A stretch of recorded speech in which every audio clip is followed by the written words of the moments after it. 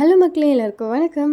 இன்றைக்கி வந்து என்னோடய அம்மா வீட்டில் நான் செகண்ட் டெலிவரிக்காக ஒரு 1 மந்த் ஸ்டே பண்ணியிருந்தேன்ல, அது ஸ்டே பண்ணி முடிச்சுட்டு இன்றைக்கி தான் நாங்கள் கிளம்புறோம் மாமியார் வீட்டுக்கு.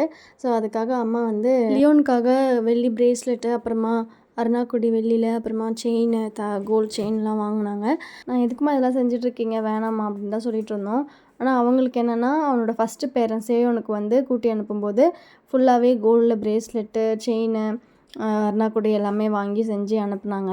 ஸோ அதே மாதிரி நான் என்னோடய 2வது பேரனுக்கும் என்னால் முடிஞ்சதை நான் செஞ்சு அனுப்பணும், அவனை வந்து வெறுமனே நான் அனுப்பக்கூடாது அப்படின்றதுனால அவங்க வந்து இதெல்லாம் வாங்கினாங்க. லியோனுக்கு புதுசாக ட்ரெஸ்ஸு, அப்புறமா இதெல்லாம் வாங்கி நல்லா ஜம்முன்னு போட்டு அவங்க மனசுக்கு பிடிச்ச மாதிரி அனுப்பி விட்டாங்க. ட்ரெஸ்ஸு வாங்கும்போது கூட லியோனுக்கு மட்டும் ட்ரெஸ் வாங்கிட்டு வருவோன்ட்டு வாங்கிட்டு வராமல் பெரியவனுக்குமே சேர்த்து வந்து ஒரு புது ட்ரெஸ் வாங்கிட்டு வந்திருந்தாங்க. இந்த மாதிரி 2 பேருமே வந்து விட்டு கொடுக்காம 2 பேருக்குமே செய்யணும், 2 பேரையுமே ஈக்குவலாக பார்க்கணுன்ட்டு நாங்கள் வந்து ஒன்று ஒன்றும் பார்த்து செஞ்சது வந்து எனக்கு ரொம்பவே ஹாப்பியாக இருந்தது. இவ்வளோ பாசமாக இருக்காங்களே அப்படின்னு நினச்சி.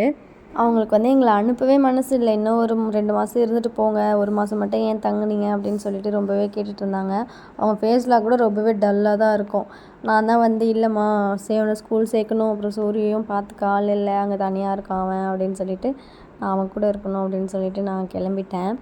இங்கேருந்து கிளம்பி மாமியார் வீட்டுக்கு போயிட்டேன். அங்கே ஒரு 20 டேஸ் இருந்துட்டு அதுக்கப்புறமா நான் கிளம்பி சென்னைக்கே வந்துட்டேன் வீட்டுக்கு. இங்கெல்லாம் இருந்தால் கூட பார்த்துக்க ஆள்லாம் இருப்பாங்க தான், நல்லா ஹெல்ப்ஃபுல்லாக தான் இருக்கும். இருந்தாலுமே சென்னையில் போய் சூர்யா கூட சண்டை போட்டுட்டு அடிச்சுட்டு ஜாலியாக இருக்குது தான் நம்மளுக்கு பிடிச்சிருக்கு, என்ன பண்ணுறது.